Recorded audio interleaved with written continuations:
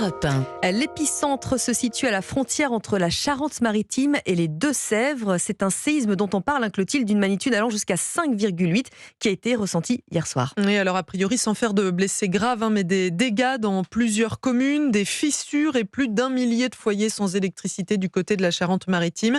L'épicentre se situe donc entre La Rochelle et Niort et le tremblement de terre s'est fait ressentir, Chloé Lagadou, dans de nombreuses villes de l'Ouest. De Niort à Angers, en passant par Nantes et Bordeaux, le sol a tremblé. De quoi créer quelques frayeurs, raconte Christian Branger, maire de Cabario, près de La Rochelle. Les verres ont tremblé, la maison, on sentait que ça tremblait de gauche à droite. C'est impressionnant parce qu'en plus, il y a un gros bruit de roulement, comme un tracteur qui passe à vive allure. Ça fait un drôle d'effet, oui. Un séisme qui a donc surpris les habitants, mais qui en revanche n'étonne pas Pascal Bernard, sismologue. On est en bordure des zones de failles actives. Ce sont des grandes failles qui ensuite vont vers la direction de la Vendée et de la Bretagne. C'est une zone que l'on sait sismique. C'est au niveau de ce qu'on a en moyenne dans les Alpes ou dans les Pyrénées. Des magnitudes 4, il y en a une quinzaine depuis une cinquantaine d'années.